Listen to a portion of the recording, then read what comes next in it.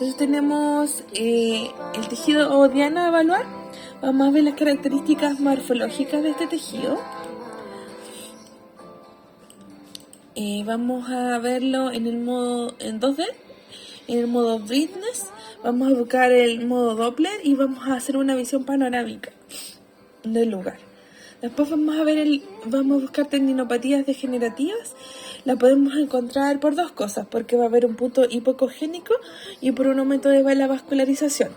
Vamos a buscar los puntos focales tipo hipoecogénicos, entonces podemos establecer uno o varios focos en todas las zonas hipoecogénicas. Vamos a encontrar fascículos profundos, las vamos a encontrar en los fascículos profundos del tendón, y estas líneas se van a ir asociando se asocian a degeneraciones tendinosas. También vamos a buscar las zonas de hipervascularización, que son las que podemos encontrar con el Doppler, y son elementos relevantes que vamos a encontrar. Entonces tenemos el equipo de dispositivos. Tenemos los equipos de dispositivos que podemos usar una aguja que va a disminuir el efecto pértiga que se hace con la corriente, y tenemos un electrodo negativo o catódico, que es el que vamos a utilizar la aguja, y el positivo es el anódico. En general vamos a utilizar como el activo del catódico, que puede ser con parche el pasivo, que es el positivo, o puede ser sujetándolo con la mano, como saldría acá. Acá sería con parche y acá sería sujetándolo con la mano. La ventaja del dispositivo de mano, de ese, es que es altamente conductivo, también funciona como un elemento antiestrés y tiene un efecto anódico, siendo la cantidad de corriente que pasa es despreciable. En cambio, la distancia interpolar entre el adhesivo es menor. O sea, acá provoca menos resistencia y el paciente va a necesitar menos voltaje para tener una respuesta en este electrodo. Con un efecto anódico e interpolar, que esto le va lo que va al electrodo, que también que la distancia entre el electrodo y el electrodo sea mayor. Vamos a ver que la electrólisis percutánea es lo que va a dividir el agua y la sal. Y el organismo tiene mucha agua, así que sí funciona como una solución salina donde se descompone. Hay elementos químicos que se van a producir al uso de la corriente, van a componer algunas sustancias, y se habla de percutánea porque se inserta a través de la piel. La aguja se inserta provocando esta electrólisis. Y va a actuar como electrodo, en donde se va a suministrar la corriente. En cambio, la otra tipo de corriente, la que es con parche, esta corriente es intratisular, la de la electrólisis percutánea. Y la que es de parche es intertisular, o sea, entre el tejido. La electrólisis percutánea se produce adentro y la ionoferesis de la electricidad está fuera. Entonces acá se hace una ionoferesis, pero cuando hacemos la aguja hacemos una electrólisis. Entonces aquí se produciría solo con los parches una ionoferesis, pero acá con la aguja producimos electrólisis. El sistema músculo va a ablandar el sistema del músculo esquelético, como sería el tendón, el músculo, el ligamento, la fascia, la cápsula, el nervio y el periósteo. Hay distintas aplicaciones sobre los órganos también. Se puede hacer una aplicación en los órganos, pero no es lo mismo, no se usa de la misma forma como cuando lo hacemos en el tendón, el músculo, el ligamento, fascia, cápsula, nervio y periósteo. También lo que reconocemos que va a ser ecoguiada, y hay aplicaciones más gráficas. La electrólisis percutánea se llama una corriente galvánica que pasa por medio de una aguja de punción al tejido blando. El músculo esquelético se hace de carácter analgésico o para producir un proceso inflamatorio local, donde hay una fagocitosis y una reparación del tejido afectado.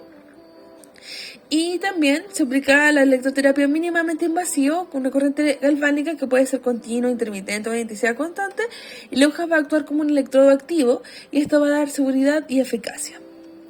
La corriente galvánica a través de una aguja de punción. Las agujas van a ser similares a la de punción seca o a las de acupuntura.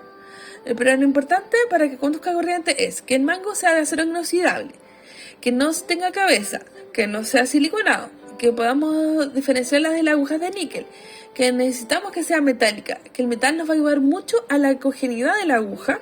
Entonces cuando nosotros a veces estamos con el ecógrafo y nos distinguimos bien, al ser metálico vamos a darnos cuenta que la aguja de metálica, a diferencia de la aguja de níquel, es mucho más fácil de ubicar. El músculo esquelético, cuando lo ocupamos como un analgésico o reparación de tejido dañado, va a depender de la intensidad. Si queremos reparar el tejido, vamos a generar una respuesta mayor porque queremos generar una inflamación local y la electrólisis que se genera depende de la intensidad con la que se alcanza. Los fundamentos que cuando solamente la queremos como analgesia. Entonces, los fundamentos biológicos de la electrólisis percutánea van a depender de que esta corriente galvánica va a ayudar a tratar los tumores, porque lo que hace va a dar en los electrodos por fuera, va a estar, no nos vamos a pinchar específicamente el área tumoral, sino el área circundante al área tumoral. Desde el agua se va a producir iones que van a pasar transmembranas. Entonces, al pasar transmembranas, los iones van a adquirir una polaridad, ya sea negativa o ya sea positiva, produciendo tanto un flujo catódico o un flujo anódico, y estos dos flujos van a producir una ablación electroquímica del tumor, terminando en una necrosis de las células cancerosas cuando el flujo es catódico, que va a producir una inflamación local que trae linfocitos T, o va a determinar una apoptosis cuando es un flujo, cuando da una polaridad de flujo anódico, que sería positivo.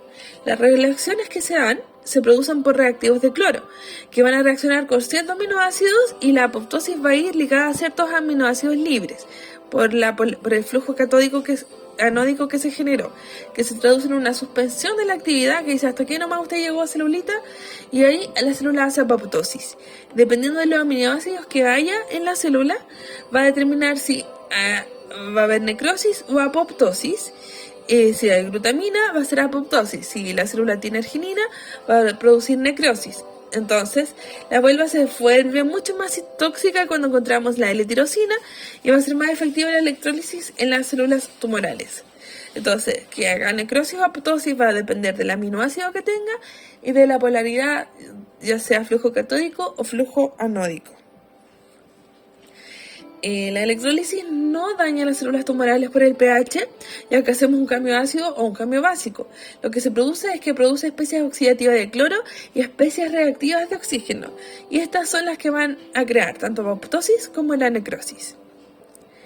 Nosotros también podemos producir, sin querer, una respuesta autonómica simpática que puede producir un mareo. Al final del tratamiento debemos monitorizar al paciente unos minutos.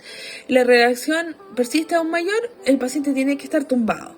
Solicitamos al paciente que flexione los brazos y los deflexione y que eleve los miembros inferiores, y que lo más importante es que guarde la calma. Nosotros estamos en calma, vamos a colaborar al paciente a que se calme, y todo esto va a aumentar la presión, la perfusión cerebral, y sobre todo el paciente tenemos que tener cuidado en el paciente que no está bien hidratado.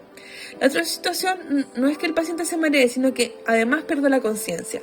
Por esta la razón, sea lo que sea, hace una mano, no siente el paciente, acuéstelo. Recordemos que mantener la calma, esperar a que se recupere, y lo más importante es que esta recuperación debería ser espontánea y no debería dejar secuelas.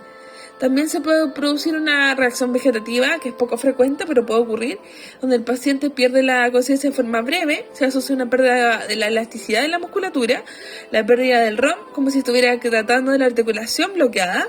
Puede haber una disminución de la actividad de los órganos, y esto puede producir un espasmo local y que produce una disminución del peristaltismo asociado. Se procede igual que el síncope anterior, solo que no hay una recuperación rápida, porque recordemos que la recuperación debería ser en un breve periodo de tiempo, y tenemos que llevar al paciente a la emergencia, y siempre tenemos que descartar que el origen sea tanto neurogénico como cardiogénico. Siempre hay factores que van a ser preponderantes para tener un síndrome vasovagal, ya sea que el paciente esté con hipoglicemia, entonces hay que preguntarle si el paciente comió, si el paciente es un paciente cardíaco o un paciente que esté sin comer. que esté mal hidratado, que esté hipotenso, que esté en ansiedad o estrés, o que tenga episodios previos de síncope a repetición sin causa. La inserción de la aguja con electricidad puede ser percibida por el paciente como una amenaza que atenta contra su supervivencia. Entonces, esto es una respuesta central de activación. Lo que podemos ver es que hay un cambio en la temperatura del paciente, es un efecto propio de las corrientes galvánicas, además de una vasodilatación de toda la zona. Hay un componente inflamatorio que tiene la corriente galvánica, más la vasodilatación provoca una cascada inflamatoria, más una activación de las sustancias vasoactivas, lo que provoca una vasodilatación cutánea. También puede que haya un aumento de la temperatura en la zona, lo que nos va a referir que hay una respuesta autonómica, simpática, y se va a activar la activación central. Específicamente, esto va a ir hacia el córtex somatosensorial, lo vamos a marcar porque es importante, el córtex somatosensorial, y también puede explicar los cambios autonómicos que tenemos en la electrólisis percutánea, que no implica un desmayo, sino que se da como el sudor y otras cosas, razones, y el cambio de temperatura. Tenemos que la electrólisis percutánea tiene una parte electrofísica. Tenemos nosotros que el paso de la corriente va a generar un efecto iónico migratorio. Como acá vemos una zona polar anódica y otra zona polar catódica. Y como vemos en la electroforesis, que es cuando las células migran a las células de la sustancia migran a un polo y otro polo, lo que se conoce como electroforesis, las dos juntas, van uno para allá y otro para acá. Donde se van a poner moléculas como las proteínas, las lipoproteínas y otros. Además se van a traer células que se encuentran polarizadas eléctricamente hacia los dos polos, el cátodo, que es negativo, y el ánodo, que es positivo. A través de los polos opuestos y se van a repeler los iguales. Esto se conoce como cataféresis y anaféresis. Entonces, la catódica, cataféresis, y la zona polar anódica va a producir la anaféresis. Si nosotros juntamos estas dos, se va a producir la electroforesis, que es la migración de las células. Donde hay un movimiento de estos cuatro iones, lo que se producen efectos principales. Hay una excitación del sistema nervioso periférico, hay una contracción de la musculatura lisa o esquelética de forma secundaria, hay una activación de las respuestas vasculares, y hay mecanismos analgésicos endógenos. La migración es producida por un campo eléctrico y esto se denomina electrosintaxis o galvanosintaxis. Las células que buscamos reclutar son las de reparación. Entre ellas están los neutrófilos, macrófagos, fibroblastos, así como las células endoteliales y las células nerviosas. Hay células que van a ir hacia los dos polos cuando estén activos y van a ir hacia el ánodo, y cuando estén inactivos van a ir hacia el cátodo. Los electrodos negativos hacen quimiosintaxis con los tenoblastos, los fibroblastos, los tenocitos, los linfocitos, los mastocitos y las plaquetas. Pero eso se denomina que en general el electrodo activo es el negativo. Pero en la fase de proliferación, que serían en general los 2 primeros días, vamos a potenciar si usamos el ánodo, o sea, el ánodo, sí, digo bien, vamos a potenciar la migración celular, vamos a potenciar la replicación de los fibroblastos, la síntesis de ADN y la síntesis de colágeno. Se cree que se va a abrir estos canales. ¿Cómo lo hace? ¿Cómo lo hace? Se cree que la corriente va a abrir canales de calcio que se encuentran en el fibroblasto, y esto va a hacer que aumente los receptores de insulina que tienen los fibroblastos. Y como consecuencia habrá más colágeno, aumentando la síntesis de ADN en la etapa de proliferación. Entonces, recordemos que en general vamos a usar el electrodo negativo como electrodo activo, pero en la fase de proliferación podemos usar el positivo siempre y cuando queramos hacer esto: potenciar la migración celular, replicación de los fibroblastos, sintetizar ADN y colágeno. Entonces tenemos que en el efecto eléctrico tenemos un electrofísico, que es lo que vimos al principio, tenemos un electroquímico, que es el que vamos a ver ahora, y finalmente vamos a ver que hay un efecto electrotermal. Entonces, el efecto electroquímico se produce por una respuesta polar, depende del electrodo si es ánodo o cátodo, se produce una respuesta interpolar, que es ese elemento que está entre el cátodo y el ánodo. Dijimos que había una migración de células, pero este campo se llama zona de interfase, y esta zona de interfase es la que produce la respuesta interpolar. Entonces, mientras más diferencia hay entre el ánodo y el cátodo, por eso es lo que hablamos al principio, si es de parche o si es de pulso, el electrodo positivo es lo que produce la zona de interfase, va a tener una respuesta interpolar mayor o menor. Mayor si es mayor la distancia y menor si es menor la distancia. Entonces, acá estamos viendo una solución salina, pero el cuerpo es muy parecido a una solución salina. Entonces, lo que habíamos visto, estos mismos dibujos, los vamos a ver desde el punto de vista de la química, donde va a haber una disolución de la sal y el agua. Va a disociarse el sodio e hidrógeno como cationes. Y esto va a reaccionar el agua y va a migrar hacia el cátodo, porque no es tan solo sodio cation y hidrógeno cation, sino que eso más el agua va a migrar hacia el cátodo, produciendo el cátodo como electrodo negativo, que va a producir un hidróxido sódico, que es el NaOH, siendo el electrodo activo, porque dijimos que la mayoría de las veces es el electrodo negativo el que es el electrodo activo. Recordemos que las partes de la célula que están cargadas más los aniones, cationes, van a ir a su opuesto respectivo, siendo la principal responsable del efecto de la electrólisis, y esto crea una respuesta inflamatoria local. Los electrolitos de carga negativa, como el cloro y el OH, van a reaccionar con el agua y van a producir cloro y oxígeno. Donde está el cátodo o el ánodo, se va a producir un cambio de pH, sea alcalino o ácido, dependiendo de los dos sea el electrodo activo. De cuál de los dos sea el electrodo activo. Los cationes que se producen van a ir hacia el cátodo y el aniones van a ir hacia el ánodo. Y el recorrido de los electrones es de ánodo a cátodo, siendo que el cátodo sea el electrodo activo.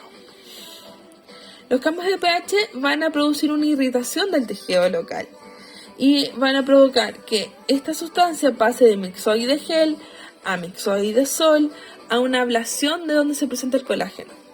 Estos electrolitos van a volver iones y van a generar una inestabilidad iónica, y bajo la aguja catódica se va a producir el hidróxido sódico, que era el NaOH, teniendo dos consecuencias. Primero, va a modificar el pH del estado gel al estado sol, que era lo que habíamos visto en el principio, y va a aumentar la presión de oxígeno, y esto va a generar una fagocitosis, una regeneración y una reparación del tejido, que es lo que estamos justamente buscando, que se había detenido por la cronicidad del proceso degenerativo. Entonces esto vuelve a repararse. Bajo el electrodo negativo hay una liberación de hidróxido sódico, hay una activación de la respuesta inmunoinflamatoria.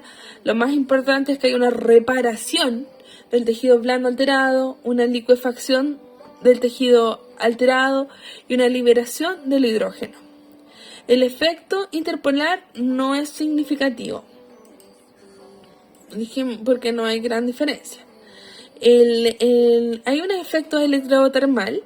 El efecto electrotermal se va a producir por una migración celular, debido a que esta migración produce una fuerza de fricción entre célula y célula. Es como ir en un taco en Santiago y es como, permiso, disculpe. O una microvibración que se produce propia por la punción de la aguja más el paso de corriente. Y estas dos formas se van a producir calor, pero la fuerza termal realmente es despreciable para la electrólisis percutánea. Así que aunque produzca un efecto termal, vamos a definirlo como electrólisis cutánea no termal. Porque si no es termal, el paciente igual dice, ¿sabes qué? Me quema. Es porque las fibras C de dolor llevan la misma conducción que las fibras de quemazón, y esto va a producir una quemadura, pero no es de origen térmico, sino que va a ser una quemadura electroquímica. Recordar su efecto de ablación electroquímico que vimos recién, Esta va a inducir a la necrosis mediante la reacción electrónica producida por un flujo catódico e induce la migración celular hacia el electrodo activo.